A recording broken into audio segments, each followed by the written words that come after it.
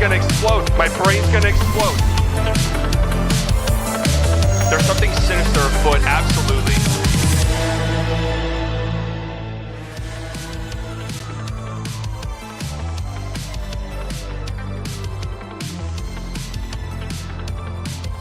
Network.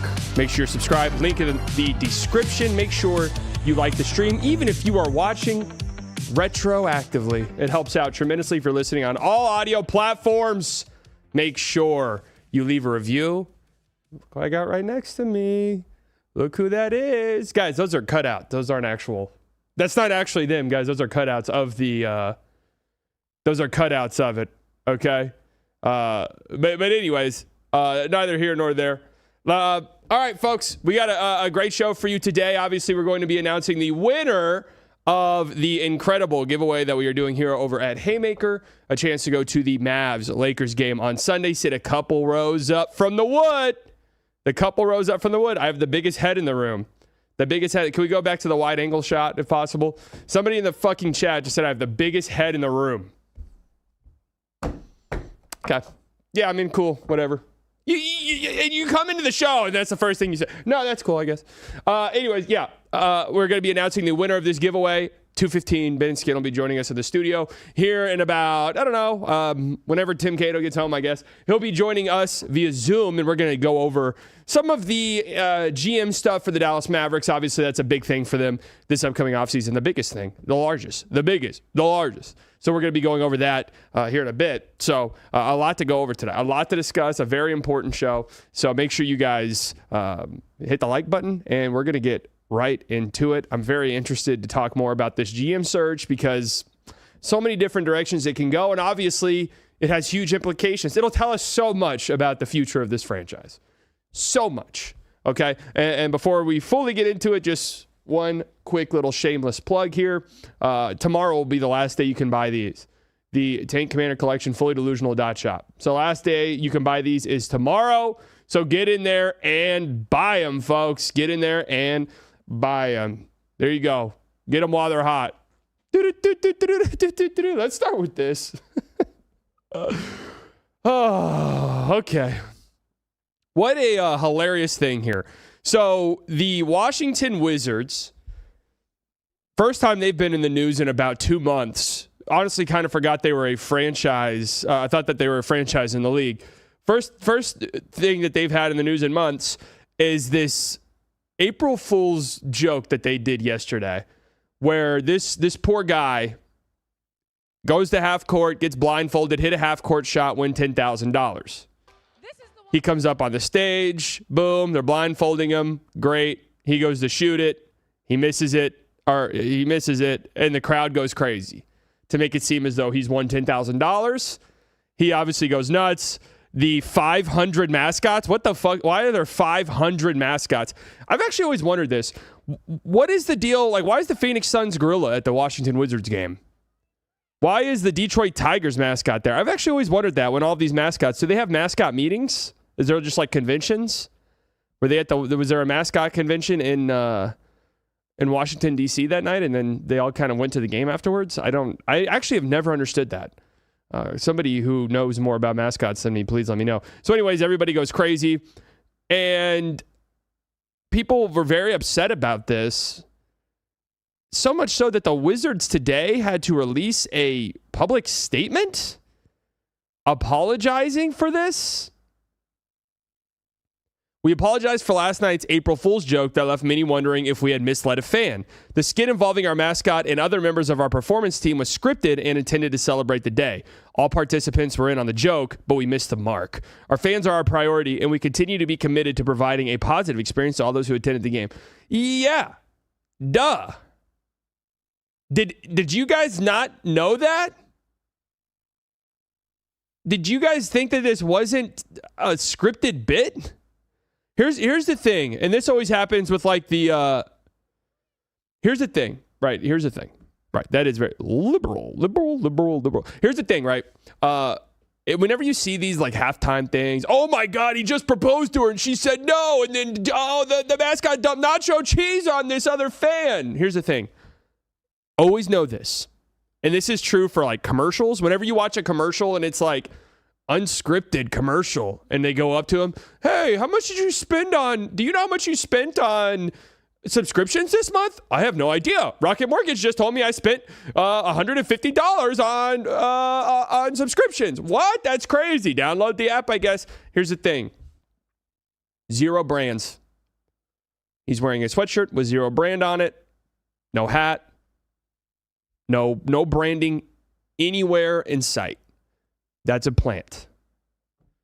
Okay? Always. Literally always. Or if it's only team gear, if there's not a brand, if they're not rocking fully delusional limited time merch, right, that resells for $3,000-$4,000 on StockX, if they're not wearing a Nike swoosh, if they're not wearing Adidas, right? Think about any time you go out. Everyone's wearing a brand. It just is what it is usually. If they're not wearing anything, it is a bit. Yes, they look like an NPC character. It is a bit. Like, Jesus. How did people not realize that this was a joke? It's honestly quite sad to me and honestly alarming in some ways. 500 likes and slightly will rust our buckets. I don't know what that means, and so I won't do it. And I don't know what that means. So, yeah. Wait, so the studio is fake? Touch the wall to show us it's not April Fool's. You think this is fake right here? Tell you something. Ain't nothing fake about this. This is as real as it gets. You understand? Don't ever disrespect Dirty like that. Ever again. Got it? Good. But that's my normal wardrobe. I was with a friend this weekend who was wearing no brands at all. And I said, dude, you look like you're in a commercial. Like you are literally dressed as if you were in a commercial currently. But anyways, yeah, just come on, guys. Seriously. But this is actually kind of genius here. Because I'm trying to think. The Wizards having to put out this apology might just play into the bit a little bit. Might just play into the bit. Sorry, I bet 3,000 on Kalshi, the fan, would make that shot. Oh, wow. How far away are we from that? How far away are we from you being able to go on one of these predictive markets? Which, by the way, now, you know what? Let me not say what I was about to say. Let me not say what I was about to say because I don't want to get myself in some trouble. Cato just said he'll be on at 1:30. That's great. Just take your time, man. We're on your schedule. Except not really, because then it's going to be in here at 2:15. But anyways, how far away are we? Is it actually a prop bet? Can you bet on if somebody's going to make a half court shot or not? If we do that, then I'm okay with I'm okay with the nukes. You know, politically relevant. We can't let Iran have nukes. No, honestly, if we're allowed to prop bet on whether or not a fan can make a half court shot at halftime, I'm cool with it. That's cool. Let them have them. Let them have them. That's fine with me. I'm resigned to my fate completely. So I'm all good in that. Would you rather win MVP or Finals MVP if you're a player? Finals MVP for sure. Just saw Cato on DLLS talking shit about you slightly. That's fine. Hey, no press is bad press. Okay. No press is bad press. So this sucks. Obviously last night too. The what even would you call what just happened last night? A State of the Union address addressing the nation. What was that? I know we don't get into this stuff here, but I do think it's relevant because it's a very important time in our history. What was that? What was that speech last night? They say it's the most incredible victory they've ever seen, but it's not a victory yet. We haven't won. We've completely annihilated them, but we still need to annihilate them. We're 2 to 3 weeks away from annihilating them, but we won 4 weeks ago. What? What's happening? Does anyone know? Why can't I afford health care? I want a house. Why did breaking my ankle cost me $30,000 last year? We've completely annihilated them. Last year, actually, we annihilated them, but now we're back to annihilating them, and we annihilated them, and we're still going to annihilate them entirely. What? This is President Trump as the general manager of the Mavericks last year, 1 month after trading Luka. They're calling it the greatest trade they've ever seen. Many people have told me it's the greatest trade, and we've done so much winning. We have won so much since the trade. Sir, we actually have lost every game. We're actually out of playoff contention. We've won so much. Anthony Davis has been such a great addition. Sir, he's played 3 quarters, actually. He's out for the whole season, pretty much. He's done such a great job. They're telling me that nobody would have done what I've done. Frankly, anybody could have done it. I did it, and we've won so much. Sir, we're doing so much losing. We've actually lost so much since. But we've done so much. Like, what? Does anything matter anymore? Does anything matter anymore at all? Can we just say whatever? Is that just like we just say whatever we want now? I'm cool with that. That's fine. The groundwork's been laid. Just say whatever you want. They said that the first 3 quarters were the best 3 quarters in the history of the NBA. Yeah, sure. Yeah, whatever. Yeah, cool. That's 100% right. You know, and and listen, this proves this. My thing was, if I was in the PR department for Nico Harrison, I would have said, just play into it. Don't be a hermit for months. Just play into it. Just be like, yep. When the Mavs won the first overall pick, he should have just been like, I told you guys. Just say that. It doesn't make sense. You didn't tell us anything. But just say that, and then people will be like, well, I guess. Right? Because again, you just say whatever, nothing matters anymore. I told you we'd get the number 1 pick. Sir, no, you never said that. You said we were going to win the finals, actually. I told everybody that we would get the number 1 pick in the draft. No, sir, you actually said that we were going to win the championship. That's what you said. But it doesn't matter. Like nothing actually matters. So that's the direction they should have taken. 100%. Didn't he do that? Saying people started to see the vision. I guess he did do that. And honestly, all things considered, genuinely a hilarious thing to say. Was that not funny? There was some solid comedic elements to that. Told you guys. You guys see the vision. I ran into slightly in a 7-Eleven, and he belittled me because of my height. 100% true story. That's so not true. I love all my short kings. I'm obviously tall. I love all my short kings, though. Never once will I belittle anybody for height, except on the basketball court, of course. So, just want to make that very clear. Interesting little tidbit here that came out right before we went live. I saw this, and I'm assuming Tim Kawakami is pretty good, right, when it comes to the Warriors. But here's from NBA Central, aggregator account, obviously. But we like NBA Central. It's okay. Of course, sometimes it does slop predictive market promotions. But that's neither here nor there. Everyone does it. I guess Locked On's doing it. I just now realized that, by the way, guys. But, okay, whatever. People got to make money, man. People got to make money. Okay. The Warriors were close to acquiring Kawhi Leonard at the deadline before the Clippers pulled out. So I never know what to make of takes such as these, because it's like, yeah, sure, they were close. What does that even mean? The Clippers pulled out. That means the Clippers said no. And that obviously, to me, indicates that the Clippers were the team that decided that they should not make this trade. I actually really thought, and I was kind of vocal about this, when it seemed as though the Clippers were spiraling and out of control, that the Detroit Pistons were the team that should be all in on acquiring Kawhi Leonard, and I still stand by that. I think they'd be clear-cut favorites to win the Eastern Conference if they had Kawhi Leonard on their team. I do wonder, this makes me think, did we know if the Clippers, because there's been these ramp-up talks about punishment for the Clippers to the point where it's like, yeah, his contract can get voided.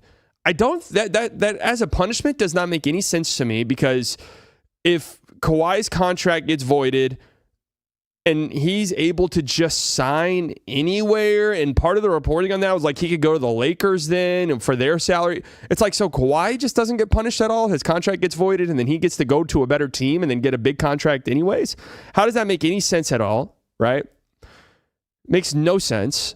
I doubt that ends up being what happens. But if you were the Clippers, I mean, this was 2 months ago, you had to have something of an idea of where this investigation was going.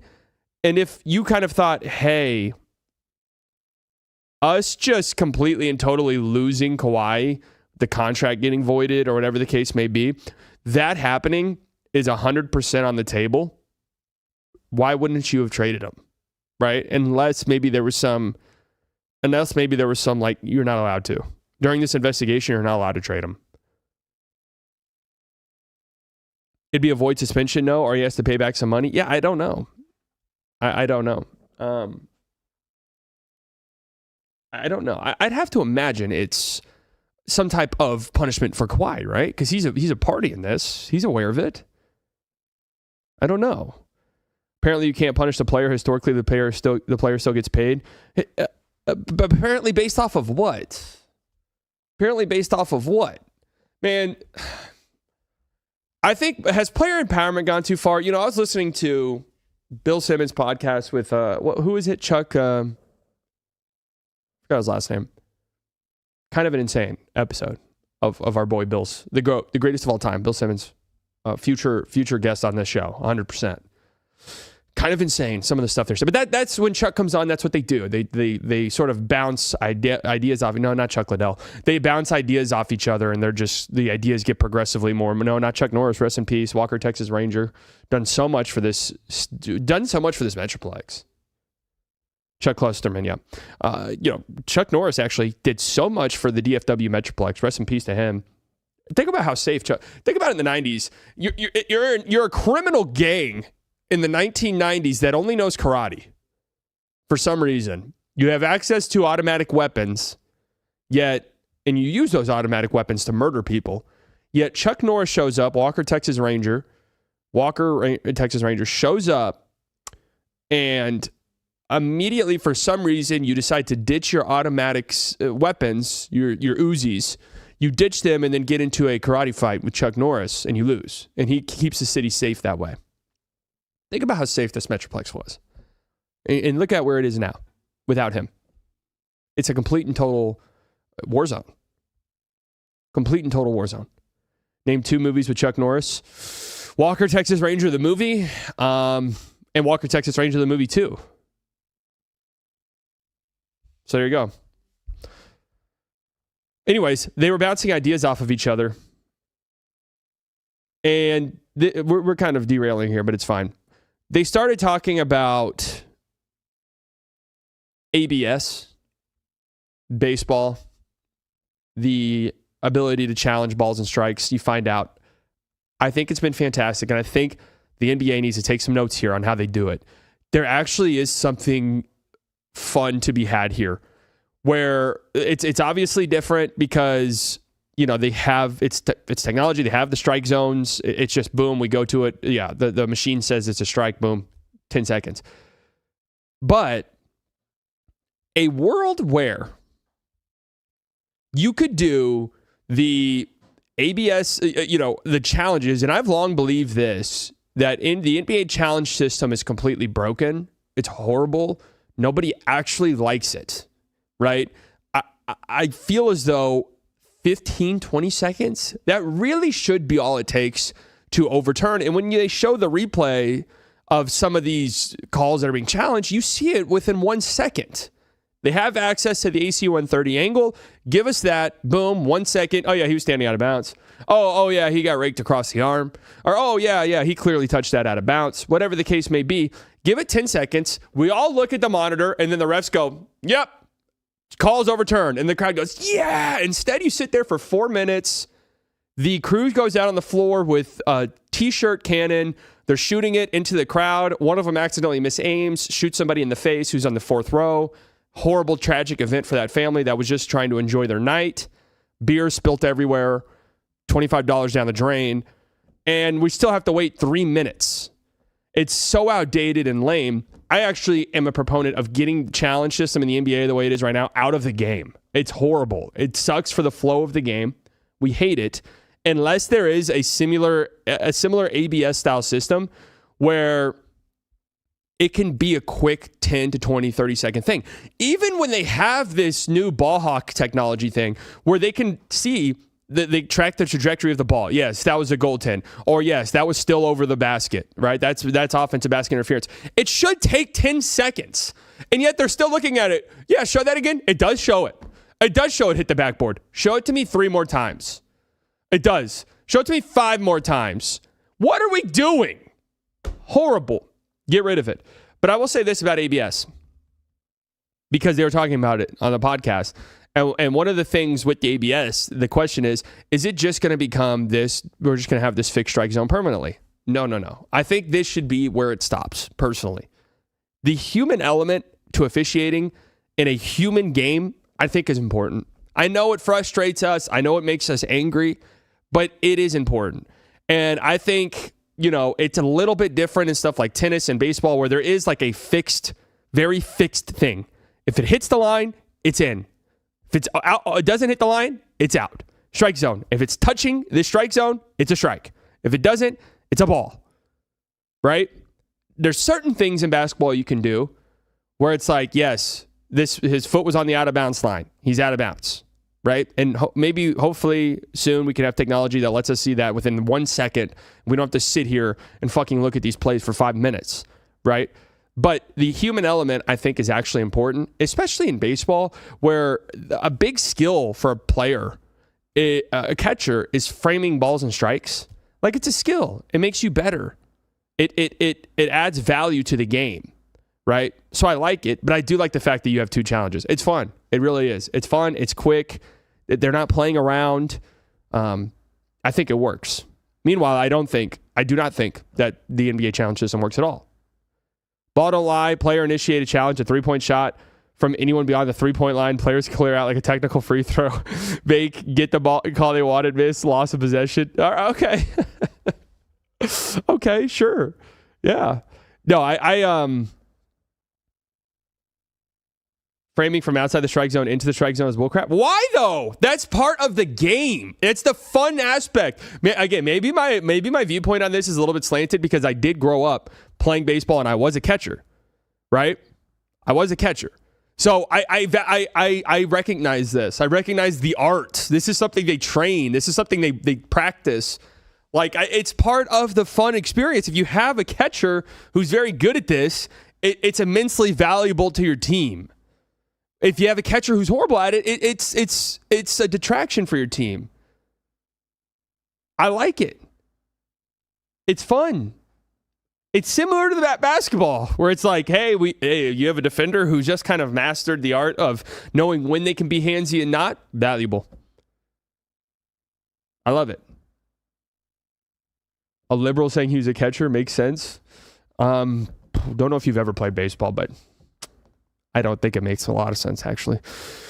Anyways, yeah, that's sort of just my quick hitting thoughts on ABS and stuff. It's been fantastic. It's been fantastic. Also, this Bill Simmons, I mean, the ideas they were bouncing off, I needed a spreadsheet to track what they were saying for fixing the league. They were like, yeah, if you lose by 20, you lose 15 ping pong balls. But if a player scores 80 against you, you get 5% of their cap sheet. I was like, what the fuck are they saying, bro? Like, what? What are these solutions? I have the end-all solution for tanking. It's right here. It goes into my my stance that the NBA should just completely and totally embrace the fact that it is a entertainment-driven league, and for a lot of grown men, myself included, it is reality television. It is all of that. Here's what it is, right?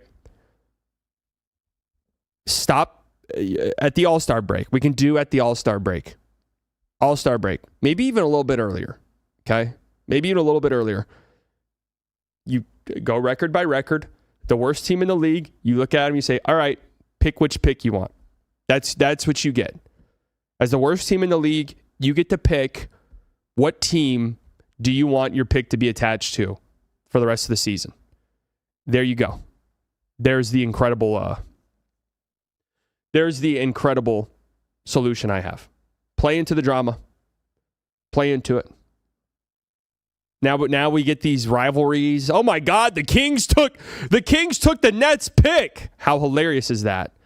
And now we get to watch the Kings and the Nets have this rivalry now because the Kings picked the Nets pick. And it's also why I believe the playoffs should be restructured to where the best team gets to pick their opponent. Again, play into it. Add to the drama and intrigue. Hilarious and incredible. And a take so good that it literally blew out the camera and it froze it. So how about that? Very, very rarely do you see that. Very rarely. Again, we're going to have Tim Cato on here in a second. He's going to help us break down and make sense of some of this NBA, our GM. Still, I'm guessing he probably won't play. Maybe a couple of games before the playoffs start. Might be nice to get him, his legs going, his feet going.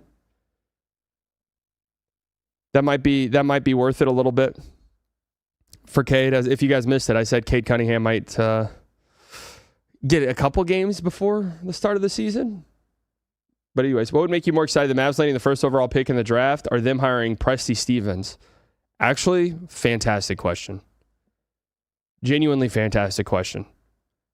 I'm actually interested in hearing Chat's response to that. I actually feel like getting a big-time guy like that would be a little bit more interesting. Pick. Well, what's the alternative? Is it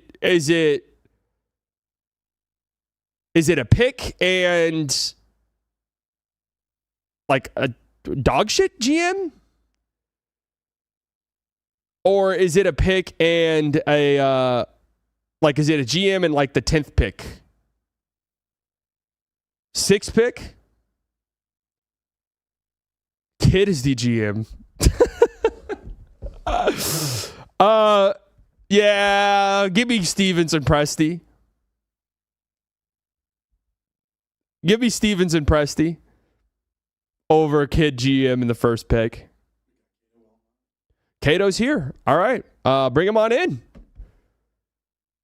Let's welcome in our friend and DLLS contributor and former Unblockables superstar, Tim Cato, everyone. I think you are insane. Why? There is no GM that matters more than a number one pick. Did you hear the player of that level? Did you hear the alternative? Jason Kidd. What if the alternative is just running back this co-interim structure that, by all accounts, made a pretty decent trade for AD? All right, yeah. I'm here for that. But they said Jason Kidd, GM. Jason Kidd, GM, 4th pick. Fair. Okay. Yeah. I don't know. It's not. I will say I would be utterly shocked if it's Jason Kidd. Yeah, that was my theory for the longest time, was that Jason Kidd was going to be the GM of the team. I've come off of that. I'm so interested in some of these reports coming out. So if you just had to guess, right, your just hunch, do you think it will be an external hire here in the next couple months for the Mavs? Yeah, that's what I anticipate. I don't know what would happen if they strike out on, this kind of seemingly New York Knicks head coach plan that they've got going on to go ask every single, established high level GM to see if they would want to come. I don't know if the plan, I genuinely have no clue if the plan would be a Masai Ujiri or, I know Mark Stein has been talking about Bob Myers, I was reporting that there were, at least informal conversations, advising conversations happening last year, down the stretch of the season after the Luka trade. That's something I reported on a year ago around this time, maybe 11 months ago. So, that Mark Stein has brought up, mentioned Bob Myers by name doesn't shock me at all. My sense was that he's not looking to pop back into GMing. I don't know though. I don't have anything in that camp. So I could see a scenario where they shoot their shot at all these, people in relationships with franchises already, and just stick with what they, this code GM thing they have going on right now. I could see that as an option. I can't tell you that's the option, but I can't tell you Tim Connolly is the name I've heard, and he is somebody who has proven a level of opportunism. Has clearly is not as embedded in Minnesota since he came from Denver. That's the name I've heard. You can vouch for this. I think I texted you and a few others in a little group chat we may or may not have. I mentioned him by name because that's the name I've heard. Again, Mark Stein is the gold standard of Mavs reporting, and in this little national role I have, I am quite frankly not as 100% dialed in, to the Mavs every waking second as I have been in the past. But it was very curious when this, kind of almost started like as a thought experiment. What if Dallas has to wait until some teams lose in the postseason to start these conversations? And to me, that indicated, okay, they have someone in mind, maybe have a few people in mind. But Tim Connolly is, I think, if you look at it rationally, he's the guy who makes the most sense out of, certainly more so than R.C. Buford, Brad Stevens, Sam Presti, people who are synonymous with the franchises and the cities they work for. And Tim Connolly, I don't think checks those, okay, he's probably going to stay boxes in the same way. So I think rationally, logically, there's a lot of sense if you look at him. And then I can say that it's also the, at minimum, it is who people around the league are speculating is Dallas's target. I'll put it that way. So when you say that, is there maybe some mutual interest there? Or is it just way too early to kind of know something like that with the Timberwolves season still going and playoffs right around the corner? Yeah, that I don't know. I just know that Tim Connolly has done this before, that, he is willing to leave a good, stable situation and go somewhere that has offered him, more money. And we obviously understand Dallas has the ability to do that. And we also know that, there's stories about it. I don't know to what extent the ownership complications maybe are affecting everything, but we know the ownership group, there's big old stories that you can go read about them. And, I think that's something to factor in here. So my just sort of looking at it, removed from any inside information or anything, for the Mavs, all of these names to me implies that they are willing and ready to just open up the checkbook and almost blank check. Like if you're trying to pry away Presti, Stevens, if these guys are even in your sights, you have to accept the fact that you're going to have to blow them away with an offer that when it comes out, people will just be like, oh my God, we've never seen an executive make this much money. You know what I mean? Yeah, that seems to be the way it's trending. Seems to be something they're willing to do. That's as much as I know in terms of this is what's happening, is just that, yes, inherently, if they're going after big names, then yeah, you would have to offer more money to people to make a convincing case. Certainly Dallas is not a, now that Cooper Flagg's here, it's not a unconvincing case. But it's there's still complications about how they're going to team build in the coming years. They don't have as much draft capital as I think somebody would like. It's still a challenge, absolutely, an interesting and a rewarding challenge is I think how, a lot of GMs or former GMs, recent GMs, people aspiring to be GMs would look at it. I wonder, total speculation, I wonder how much the desire to go get a known name for a lot of money is kind of the optical choice the ownership group has made, knowing how the past year went.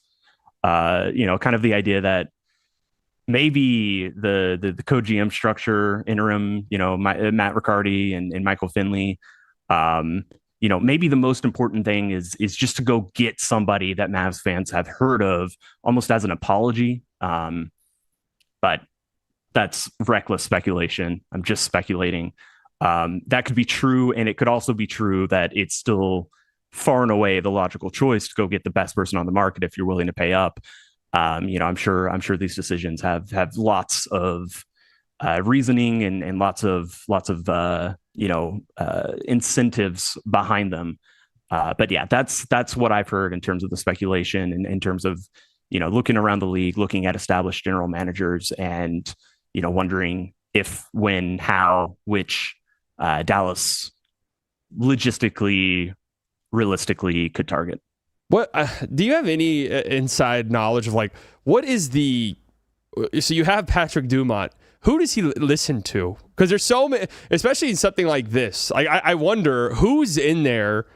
Because obviously, when you have interim GMs, they're not going up to him and be like, who's going to be great at this job? Sam Presti. I can't do it. Sam Presti can. I'm not somebody. I wonder who he is, who's consulting him really, because I really do feel like the Luka trade, while it's horrible, and a clear sign that Patrick Dumont, hey, potential friend of the show. Apparently he listens to Locked On. I don't know if you've ever heard that about DLLS, but apparently he listens to Locked On.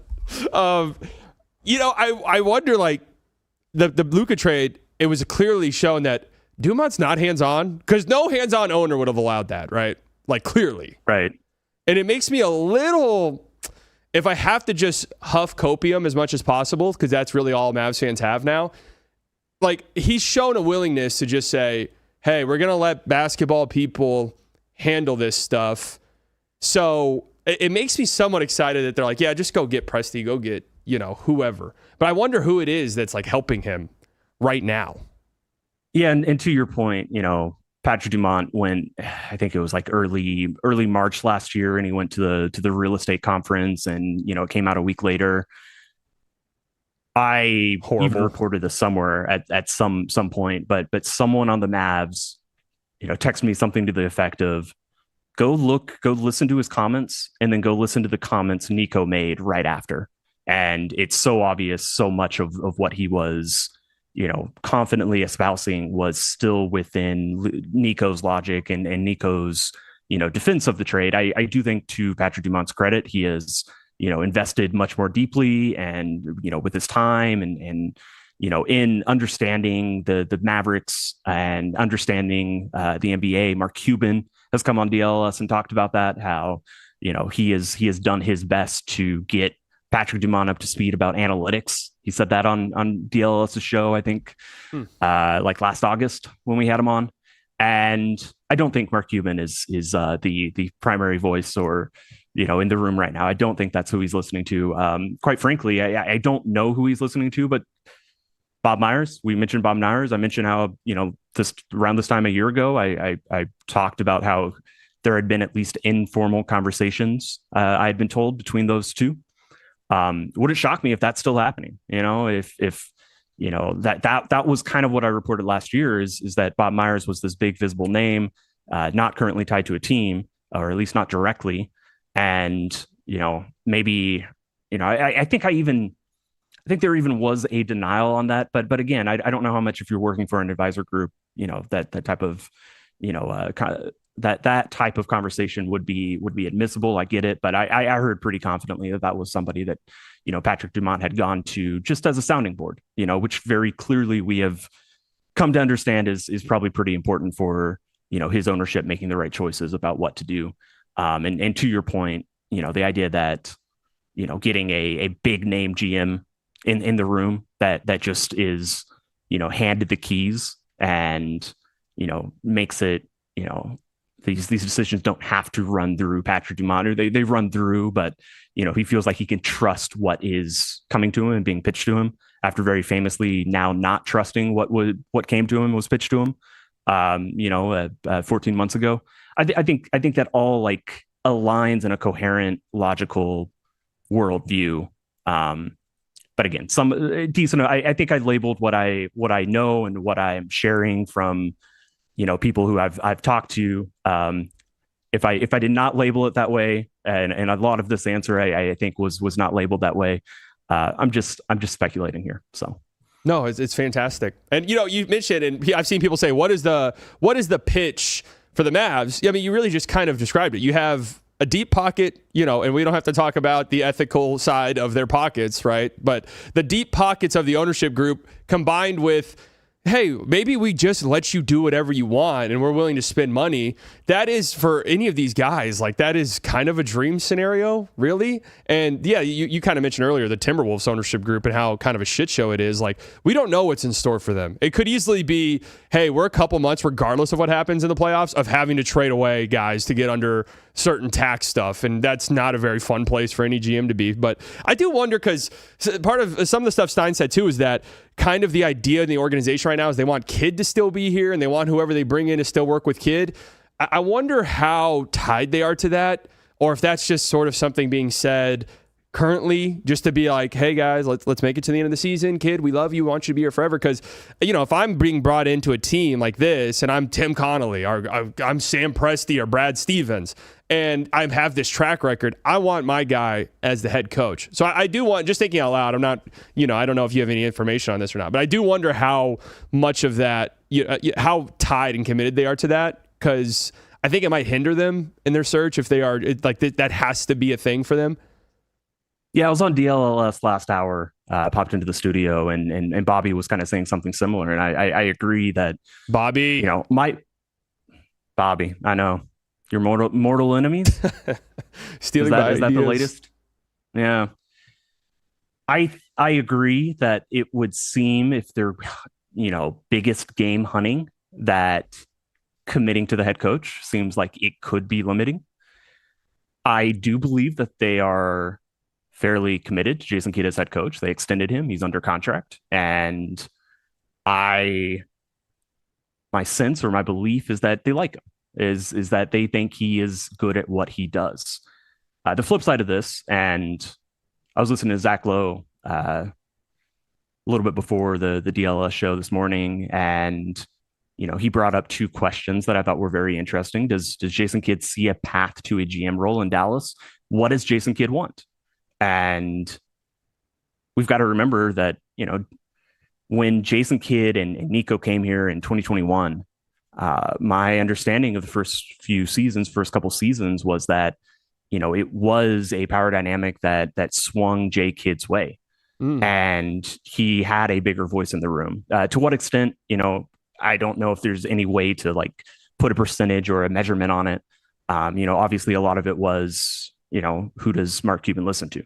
But I think it's pretty clear Mark Cuban saw Nico much more as a relationships guy, and, the GM and name and responsibilities and duties, but perhaps not, the decision maker that he most leaned on if there was, options he was weighing, and he was on one side and Jay Kidd was on another side.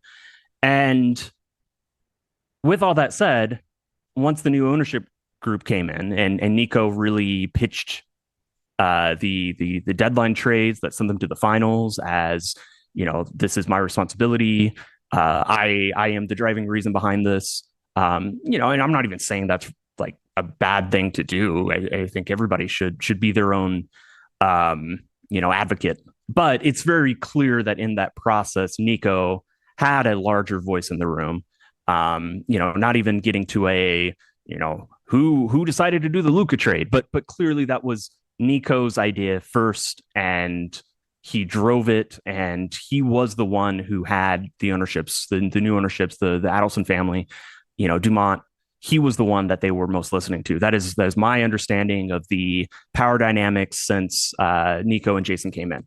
And we also know Jason Kidd is always someone who would like to have a voice in the room, whether it's officially in a, president of basketball operations and head coach way, or whether it's something maybe a little bit, more unofficial, but at least he understands that, he has influence. And obviously, I think the idea that you bring in a big name GM, that would take up a lot of oxygen in the room. And so I just think it's a worthwhile question. What does Jason Kidd want?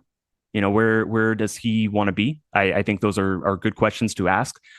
I would still guess likely a scenario if, for the only reason that he signed an extension and he's under contract, and the ownership group clearly seems to want him in place, They have a right to say no if he was looking to go somewhere else. If that ends up being the case, if that question were to be answered that way, which I can't tell you with certainty that it would be. But I'm just trying to connect dots here. I'm trying to throw out a bunch of, facts that we know and put them into a narrative that, I'm not going to stamp this narrative and say definitively, what I think is going to happen or what every single person's motivations are. But I think there's a lot of competing and interesting motivations going on in this front office search. It just sounds like such a mess. This is why I'm a believer of just wipe the slate completely clean. But I get why they maybe wouldn't want to do that. Maybe they don't want that much change in one offseason. But the idea that you bring in a Sam Presti and then or Tim Connolly. And who's going to be the one that gets listened to? Jason Kidd or Tim Connolly? And then what does that mean for Jason Kidd? Yeah, I don't know. That's why I don't see this ending anything other than a disaster if Kidd's brought back as a coach. Personally, but like you said, I bet he does end up. Is there any alternative names? Why wouldn't it be player GM Dwight Powell? Yeah, that's where I was just about to go. Why any alternative names like Dwight Powell? That obviously jumps out to me. Yeah. As the simplest solution to this slight conundrum. A good conundrum to have. And if you went down that road, then maybe you bring back Maxey as an assistant GM, or maybe like head of scouting, lead player personnel. We know they have like a history of just bringing guys back all the time. Yeah, I mean, we're still waiting for Chandler Parsons to be GM. So there's another name for you. Well, he apparently already was for a couple years, but maybe we bring him back for part 2. Yeah, well, yeah, you gotta take that unofficial stance or position he had and codify it. Who would be the one that if an article came out in 3-4 years was like, actually, guys, during the 2024 season, there was a shadow GM on the roster. Who would it have been? Markeith. Which season did you say? During the Luka trade. If it was, guys, if you might not have known this or not, but PJ Washington was actually pulling the strings a little bit. I mean, Kyrie. Oh, Kyrie's the obvious answer. Yeah. Yeah. Well, I think Tim Hardaway and his perhaps gripes at times playing with Luka is pretty well known at this point. Was Tim still on the team whenever? Oh no, he was on the Pistons. He got out. He got out of Dodge. You're right. I was thinking finals run. Yeah, I guess probably Kyrie is the, or Rich Paul. It's funny that a lot of Mavs fans. This was long enough ago that you just might not have been old enough, but also before Luka really missed out on the absolute shit show that was the final years of Donnie Nelson and the shadow GM Chandler Parsons stuff, Harlemagne. Like, I know they got the tail end of it, but during that like late 2010s when it was just a complete disaster. Jeez. Yeah, do you have any like recommended reading on shadow GMs and within the Dallas Mavericks front office? I'd love to know more about this. There might be a nice Google search. Timothy Cato. Is that all right if I call you Timothy? Tell me, Timothy. Okay, cool. You're my favorite Letterboxd follow. Thank you. You got any? An honor. Have you seen Project Hail Mary? I have not. I've watched like 1 or 2 movies this month, or last month. It was a low volume after being very high volume for quite a few months in a row. I need to get back into it. Yeah, same. It's more of a summer thing, I think, is just when we hunker down, right, and really kind of grind the tape until we can log NBA games on Letterboxd. Offside app. We might be working on something. I'm not sure the legality of just saying yes, but I did pass along. I was like, just make Letterboxd just make a Letterboxd feature. Right. It sounds even stupid, if it's more but people like it. Even if it was like more of a scouting tool. I mean, I still think that there's an interest in that. I'm surprised. There's a base out there. There's a bunch of nerds online. I'm honestly surprised that doesn't exist. Like, that feels like a complete no-brainer. And also, I mean, Letterboxd is proof of this. How many times just like people care about what I say? Like, people will care about my opinions on this.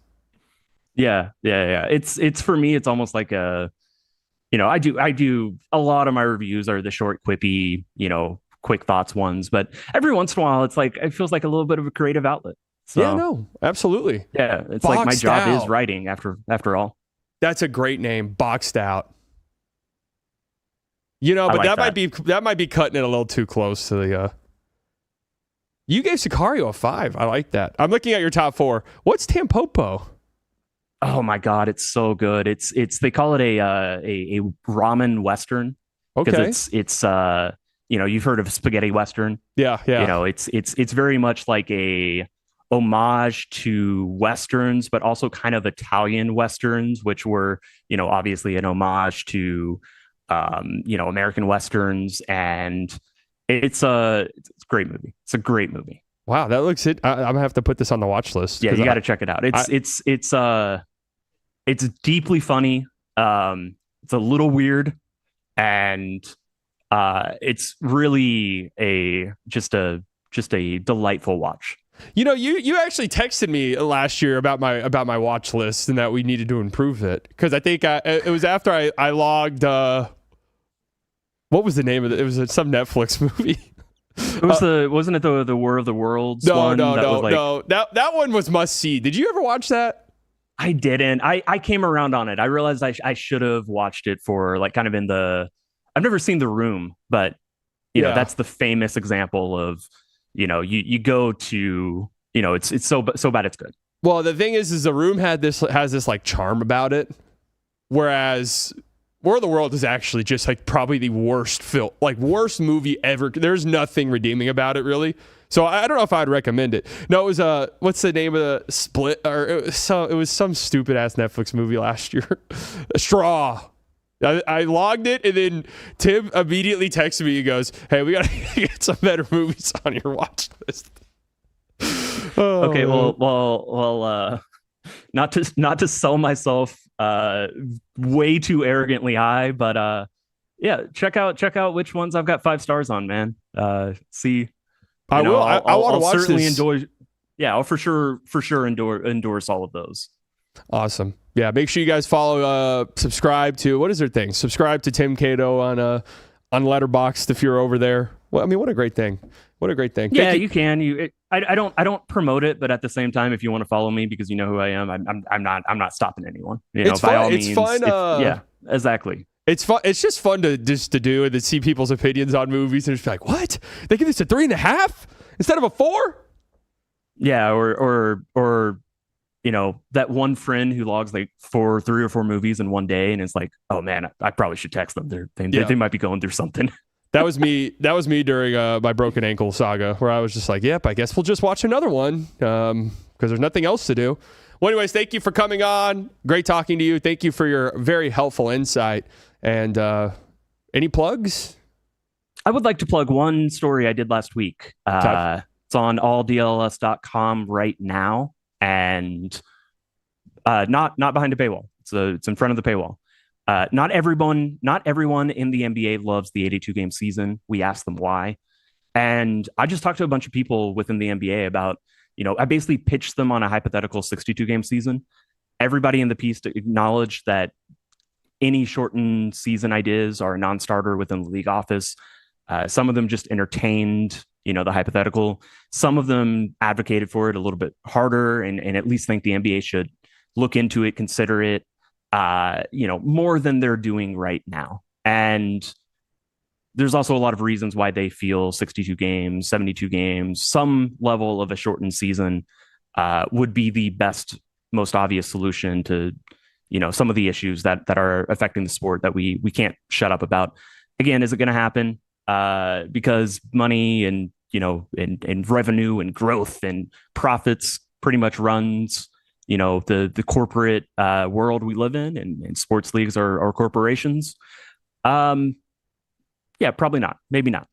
But everything I feel you could know, and all the arguments for and against it, and a lot of hypotheticals about how things could change that are fun to read, even if they don't happen. they're all in that piece. Not everyone in the NBA loves the 82-game season. We asked them why. Yeah, I did read it. It was a fantastic piece. I do recommend people go and read it. Thank you very much. Someone said that you look like Charlie Puth. You get that a lot. I don't. Really? I haven't got Charlie Puth maybe ever. Let me. I feel like that's a compliment. I feel like that's a compliment. I'll take it. Yeah. Yeah, it absolutely. Yeah, that's a handsome man. Yeah, celebrity, like that's completely fine. You should see some of the ones I get compared to. All right, thank you, Tim, for coming on. We love you always. Member of the Unblockables. We'll always have a special place in our heart. Tim Cato, everyone. Round of applause. All right, we've got two very special guests in the building that we're going to introduce now for the announcement of the winner of our giveaway. Let's welcome in, everybody, the one, the only, Ben and Skin. All right. Oh, my gosh. Well, come on in, guys. Look at this guy. Yeah, this is my area because it's my show. You guys sit in the guest spot. I guess I got to sit in the chair. It's got my floating head. Yeah, that's what we did. There's no bin head, which maybe we should fix. That was a whole high school thing. Yeah, that was a drought.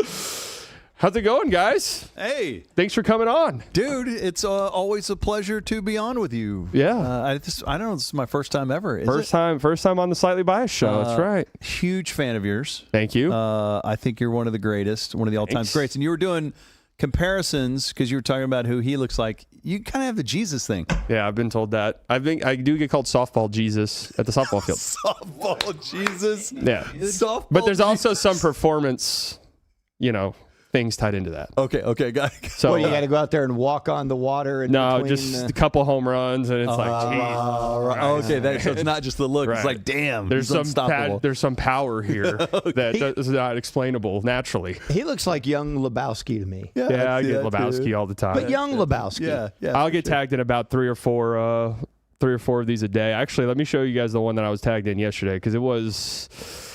My God, who put this studio together? Did you do this slightly? I did, yeah, hand by beautiful. hand actually, in my free time. But can we get on the computer here? Yeah, this one was kind of alarming. Is that your workout video? Yeah, this was me hyping myself up before recording a video yesterday. So, Look at how fit he looks. yeah, I mean, they send these to me, and then I look at them, and I'm like, yeah, I guess. Okay, wait. That guy looks like young William H. Macy. Yeah, no, that's Face. what a lot of people said. He looks like Frank Gallagher a little bit. Yeah. Some Frank Gallagher vibes there. But anyways, we're here. People are here for one reason. They want to hear y'all's takes on geopolitical, ongoing stuff. I was shocked by Cato's opinion of what's going on in the Middle East. Yeah, honestly, that guy. That seems really unlike him to say that, but we did bleep it out. Thank Thankfully. God. Yeah, because we have advertisers and stuff. Yep. But Are we on Al Jazeera? We have two things to do. We have to announce the winner of our meet and greet with Luka. That's right. That's happening Easter Sunday. Mm-hmm. But we have another announcement that we're making right here on the Slightly Biased show immediately following that. So, okay, because this is the biggest contest we've ever had, this meet and greet giveaway with Luka. It's one of the biggest ones ever. It's one of the biggest ones ever. So the reality is only one person's going to be happy with who the winner is. Everyone else is going to be utterly disappointed. But I would just say a couple things before we get to that. What are they? The things I would say is we're gonna have lots of giveaways. Mm-hmm. So even if you didn't win this one, stay locked in. We're gonna have lots of giveaways coming down the pike. And then immediately after we announce the winner, when we give this announcement, and if you lose and you don't get to meet Luka at the Lakers Mavs game on Sunday, this announcement could impact that because you still might have a shot to be up close to Luka at some point this weekend. I'd like to predict. Ooh. I think I know what the announcement is. Okay. Meet and greet with Nick Angstadt. Okay. That, guys, if you've never done that, let me tell you, the height will shock you. We say that a lot. I say the width. Yeah. The height. He's a big-legged boy. Yeah. Yeah, no, he sets a screen. I've played basketball with him before. He sets a screen. You feel it 100%. Man. Well, are we going to dive into the anticipation is building up, the tension is mounting? Well, here's what I think. I'm looking, I feel like we have 13 minutes to kill. Oh, we do? Why? I think did we promote 2:15 or just any time in the Slightly Biased I show? say around 2:15. Okay, well, let's do it early. it's around. Yeah. It's around 2:15. If you're not watching the whole Slightly Biased show in advance, F you. Right, 100%. And I think the best, and I don't mean any offenses, the best parts of the show have already happened. Oh, Truly. no. So okay, earlier, yeah. But stay tuned in. Wait, what happened that was better than meet and Trump greet with Luka? impersonation happened. He said I want to book you guys during the leftovers portion of the Slightly Biased show. Did you do the Trump impersonation? Yeah, I have a pretty good Trump. Let me Let's hear hear it. Let me hear it. It can't just happen. It has to. Why not? Okay, so what I was doing based off of last night's speech. Okay. Was Trump as the Mavs GM a month after the Luka trade. Okay, all right, this is good. Yeah. They say it's the best trade ever. They come to me and they say, we've done so much winning. Sir, we haven't won any games since the trade. We've won so much since the trade. They're saying it's the best trade ever made. That's Pretty good. good. That's pretty good. That's pretty good. That is good. And then on Snapchat, you can get a filter where your face turns into Trump. And it really nice. it unlocks a whole other thing. Just turns you orange. Yeah. Okay. It's so really impressive. Before we get to the Luka giveaway, are you still blocked by Luka? Yes. That's incredible, man, because he doesn't get a lot of block shots. No, he's actually the finalist for Defensive Player of the Month this month. Did you know that? Yeah. More passing lane. Yeah, Yes. he's a passing Smart lane passing lane guy. Yeah. And a position defender. How'd you get blocked? We still don't know to this day. Maybe I'll ask him after I win this tournament or this. If you win the meet and greet, you should ask him, hey, dude, why did you block me? I put my name in the meet and greet Okay. raffle. Yeah, who'd you tag to take with you? I tagged Jason Gallagher. Okay. So just two guys who have never had an opportunity like this and might never get another one. Did the Gallagher thing drop today? Did y'all see who's on Old Man of the Three Yeah, this I don't week? know if it dropped or not, but I know who's going to be You know on. who it is? It's real Dallas Mavy. Yeah. Just stick around and look I don't out know. I for- don't know if it's public or not. I don't know. But it's supposed to come out on Thursday. We'll just say it's real Dallas Mavy. Very Dallas Mavsy. Okay. Current 3. Dallas Mavsy. 2 rooks. Okay. So Gallagher won? I hope so. Because if he won, that means I, in a roundabout way, won. Do you realize how many people would hate us if Jason Gallagher and Slightly Biased won the Luka meet and greet? But then that shows that anyone is Anyone's eligible. Completely Gallagher's on the Lakers staff. I don't think that would be fair. So what and we Thunder. have. Yeah. So with Luka's final return to Dallas of this season, we reached out and we wanted to do something special. Are you doing an Adam Silver And impersonation right now? We're growing the Haymaker Network. The Haymaker Network is brand new. We built this big, gorgeous studio, and we're going to be doing lots of awesome sports programming out of here. If you live in Dallas-Fort Worth and you follow sports, this is going to be the Metroplex Sports Party. Daily shows. We'll have tons of Slightly Biased show. We'll be doing a show called House of Haymaker with all of us on it. We'll be doing Cowboys content. It's going to be awesome. And so we reached out to Luka's people, and we're like, hey, because Skin and I have not done a combo interview with Luka before. At his request. Luka, I think Skin has interviewed Luka more than anyone on earth because of post-game interviews, the recovery beer interview and the first interview he did. I was the first person to interview Luka. It was a Mavs insider thing. And we actually talked about investing in this and to grow the Haymaker Network. Skin and I were going to fly to Slovenia in the offseason and bring a crew and interview Luka in Slovenia. And so we've just not been able to get an interview with him yet. And so we reached out. We're like, hey, we have done a meet and greet with him in the past.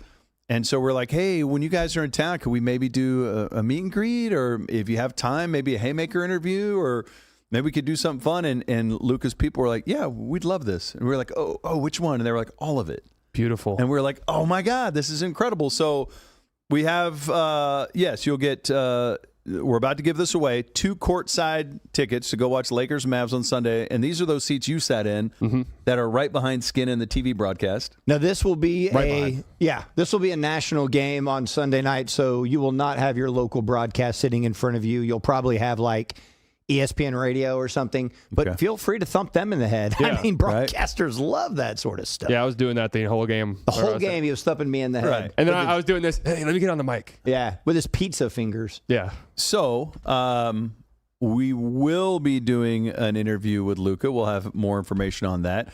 We are doing the meet and greet, and you're going to win those tickets. We're about to give away that winner, but we have one more thing that we'll also be announcing afterwards. So if you don't win this, don't freak out. Or freak out, but just relax. Don't at get the mad same at time. us. Yeah. Get mad at Cloud. Yeah. Or Claude. So with regard to this contest, the meet and greet, Mike Machine Marshall made an incredible graphic. You probably saw it out there in the world. I had it all over social media. We did a post with Dallas, Texas TV. We had, and because we were initially giving away the tickets first, before we knew we had the meet and greet, it ended up being one post had the tickets, then another post had the meet and greet, then another post, then a Dallas, Texas TV post. So it's kind of all over the place.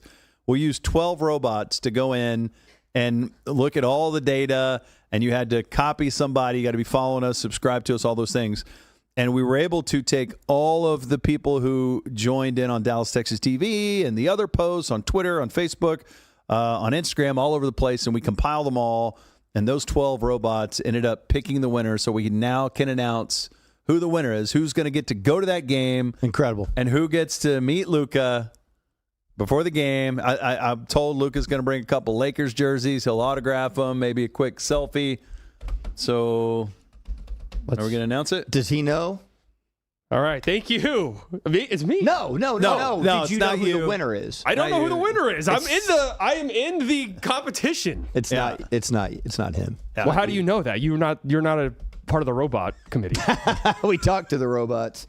Is it really robots or is it the interns we have? Yeah, it's interns. Okay. You're That's allowed fine. to call them robots. Yeah, Okay. these days. Yeah. Yeah. That's how you get away so from not paying them. Are we going to do a graphic? How are we going to announce this? Let's do it. I mean, I'll just The accept winner it. is. Up on the screen. Here it is. Oh! I don't see Oh, listen to myself. that music. That's not you. Okay. Italian photographer. That's a photographer.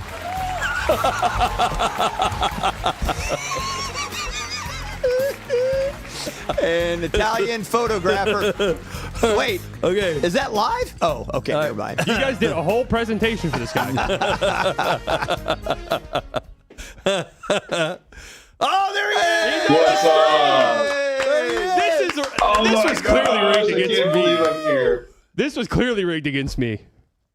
You know I this mean, guy? I can't help it. Guys, I've listened to you for so long. I can't believe I'm talking to you right now. This is awesome. You don't have to butter us up now. You already won, dude. You don't have to like, compliment us or whatever. You've You already stole it from me. Yeah, you already stole it from Slightly. You're good. Sorry, man. slightly. It's okay. Okay. So Italian photographer. What is your real name? Michael DiMattia. I'm Okay. Italian, though. Okay. Hey. Okay. So Michael, where did you first see that we were doing this this giveaway, and what were your first thoughts? Dallas TV. And I just was like, man, it'd be cool to see Luka, of course. I just want to check in on that guy and maybe say, come back to the Mavs, please. Dude, he's in the middle of an MVP campaign. He's doing I really know. well. I don't know. Well, I'm pumped. I love congratulations. Coop, Do though. you Don't get me have wrong. you met Luka before? No. Okay, do you have a plan for this? Because what's going to happen is you're going to be back in the back. I think they're going to do it in the back, and you're going to have Big Ben Rogers there. You're escorting him, right? Yep. Ben will be escorting you. And I'm a professional male escort. This is great. This is fantastic. Hey, Yeah. he is a value. Can I get a different one? No. A Oh, little you more have, handsome. Oh, come on. have you had it before? So, anyways, Ben will escort you back there, and you'll get to meet Luka. Who is your plus one, by the way? My pops, my dad. Nice. Does he know I'm yet? tr- I videotaped him. He knows. I just told him. He said he was busy. And I was like, get out of here. Okay, so do you have an idea of what you're actually going to say to the Slovenian man god? I have no clue. I haven't thought about it yet. I'm just like kind of like still processing it, to be honest with you. I think I'm just going to talk maybe. No, let me give you some advice. You've got Okay. like 60 hours. Get Rosetta Stone and master Slovenian. And if you walked up and rocked it and were fluent in Slovenian, I think you would make a real impression on him. Espero que tal vez podemos hablar en español. The hell was that? You know Oh, he what does that speak was? Spanish. Yeah, he speaks fluent okay. Spanish. So here's the way it'll work. We'll meet you down in the bowels of the stadium before the game. You'll meet him I think it'll be just prior or just after his little pregame workout. And you'll get to watch his workout. You'll get to go out there on the court and get to watch his little workout before the game. and then he'll come back to this area by the locker room, and he'll have a couple of jerseys. He'll autograph those jerseys for you, and you'll have a short amount of time to take a picture with him, and you'll get to say something to him. It'll be quick, and so you do have a lot of time to think about what you want to say to him, and you also got to realize, you're representing Mavs fans here because there's so many Mavs fans who want to say something to him, let him know DFW still loves him or whatever. So, yeah, spend some time thinking about what you might say because it's going to be fleeting and it'll be over before you know it. So, choose those words carefully. Mm-hmm. No pressure. What would you guys say? You guys got anything like maybe check in on how he is mentally right now? Like, got a lot of personal stuff going on. Man, he's got like a string of 40-plus games. I think he's smashing. Yeah, I think he's doing really well. I would say something like, hey, man, if there's ever a chance of you coming back to Dallas, and just kind of get a read to see if he's like, oh, I can't wait to come back, or he's like, I don't think so. And wait and say it when Rob Pelinka walks by. I'd say, hey man, please beat us tonight. We need the tanking odds. Yeah, see, this is great because you're still a Mavs fan, right? Oh yeah. See, this is great. Like I'm of the belief that I'm a Mavs fan more than anything. I grew up here, grew up with this team, but I'm also a Luka fan, and Ben and I have talked about this. If the Mavericks aren't involved, it doesn't hurt my feelings to watch Luka go for 50, 12, and 8. I love it because I want to see him shine. I mean, he was here, gave us, multiple seasons. He balled out. I love the guy. So I have no problem rooting for the Mavs and their future and Cooper Flag and rooting for Luka when he doesn't play the Mavs. But this is the unique scenario where it's okay if the Mavs don't win this game and Luka drops a 50-point triple-double. And they will lose by 30. But enjoy the seats, though. Yeah, Ellen, hey, thank you, our friends. Hey, our friends Frankel and Frankel got those seats for you. Thanks, Frankel, those are great dudes. Frankel and Frankel, no, 214-333. Frankel and Frankel. Mention Frankel and Frankel to Luka. He loves them. Okay, so hey, Michael, congratulations. I'll be in touch with you. Like I said, I'll be your mail escort for this, for you and your dad. So it'll be fun. Yeah. But I'll communicate with you. We'll get all the details worked out. But we'll see you on Sunday for the meet and greet, and then you'll have those awesome seats for the game. Thank you for supporting us. Thank you for supporting Haymaker. And, man, congratulations. Congrats. Thanks. Can't wait to see y'all. Or you. Tell your friends about Haymaker. I will. Look at Slightly. Look at him, dude. He's pissed. It's okay, dude. I texted you guys 2 days ago that I would straight up quit if I didn't win. So. Well, wait. Gallagher. He can probably pull something for you in L.A. I already told him to come down here because I thought we were guaranteed that I was winning this. Wait, did people actually hit you up and be like, hey, man? Oh, absolutely. People slid into my DMs. I didn't respond because I'm like, I'm not one of the 12 robots. What do you want from me? Now, we do have another. I agree. They have the graphic already made. It was rigged. We do have another opportunity, though. Ooh. We do have the other piece of this, the other thing that we made a graphic for, that we have to promote. We have made a graphic for it. But is it okay to go ahead? To get into it, because this is honestly, when we were talking about doing this and we were talking about the people that we're doing it with, they were like, it's a good thing you're not announcing this today, which was yesterday, because no one would believe you on April 1st. This is how out of character, how wild all this is. What else have you guys rigged against me? Okay, so Luka, not only is he doing the meet and greet on Sunday that you just saw, but he's going to stop by these studios. He's going to stop by Haymaker, and we're going to interview Luka. So we'll have a Haymaker interview with Luka coming soon to our YouTube channel. And that'll be fantastic. And so in communicating with Luka's team, not the Lakers, with his personal team, we're like, hey, Rollertown's right down the street. And he's like, well, Luka wants to try the Dirk beer.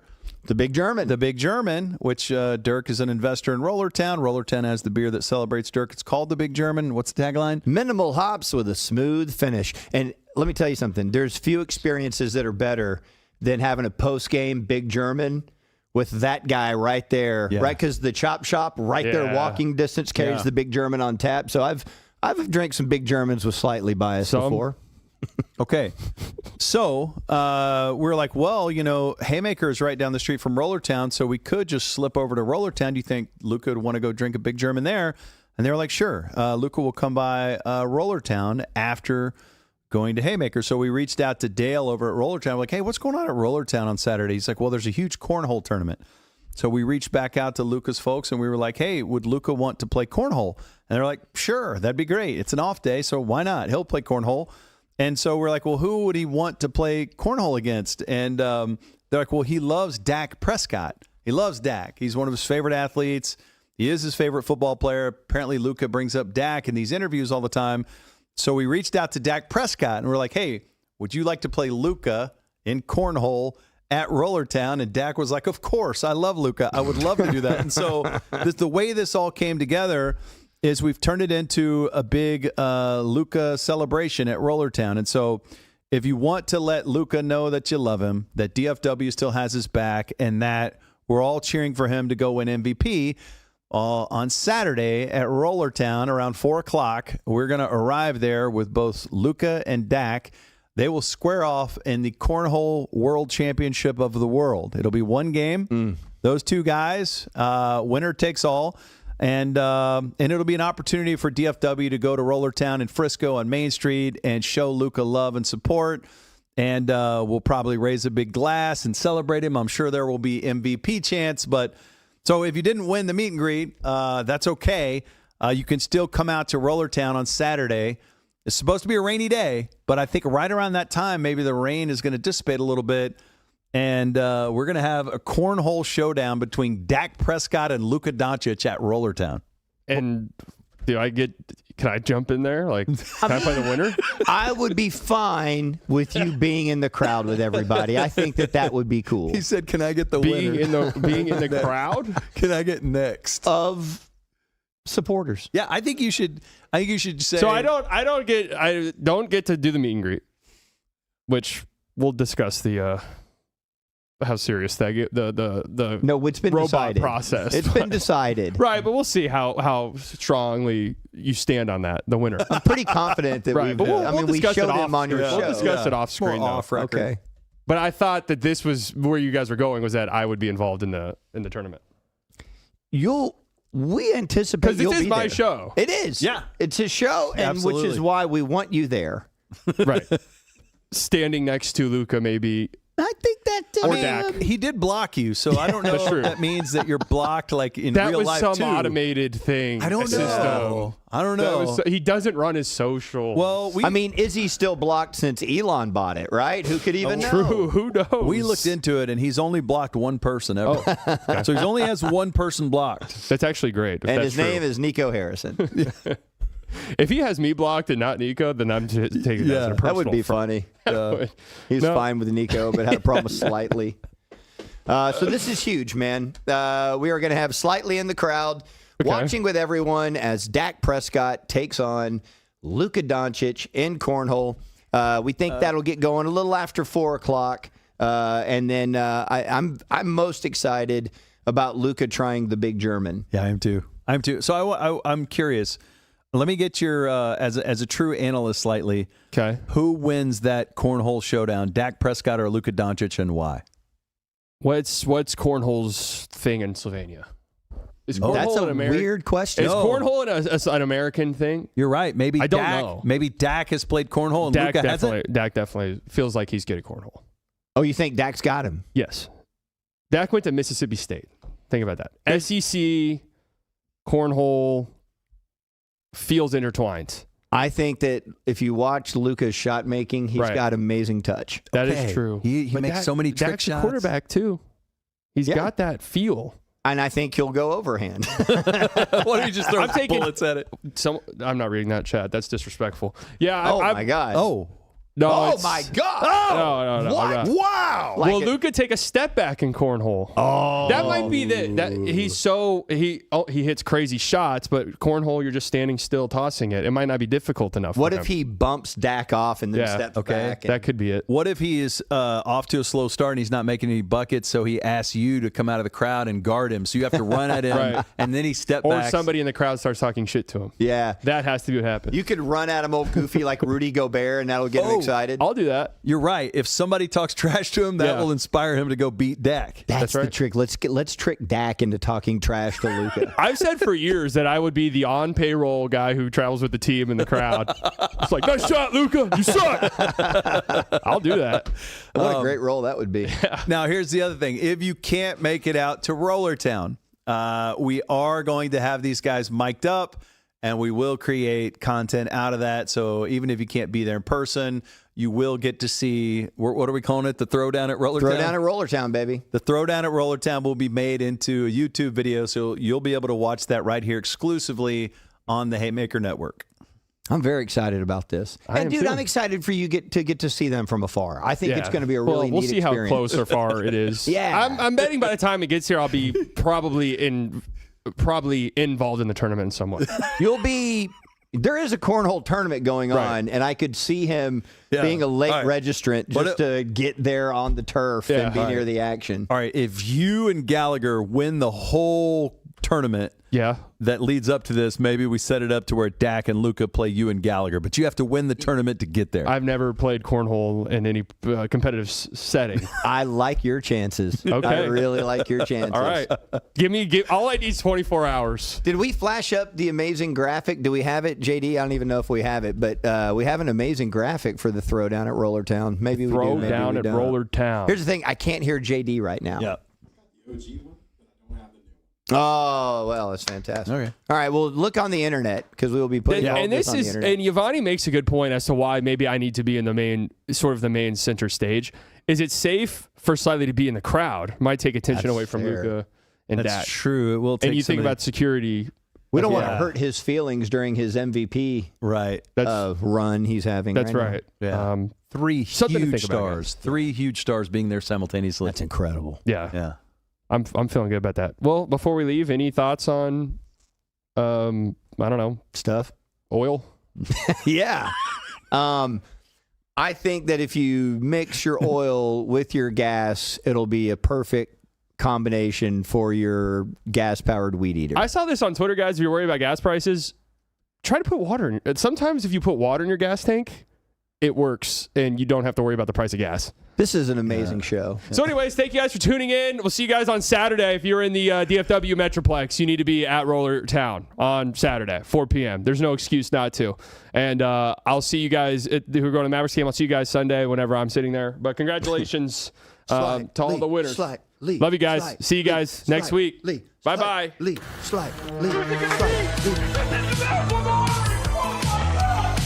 My brain's gonna explode. There's something sinister afoot, absolutely. Security at the Haymaker Network is provided by Smith Thompson. Secure your home now at smiththompson.com.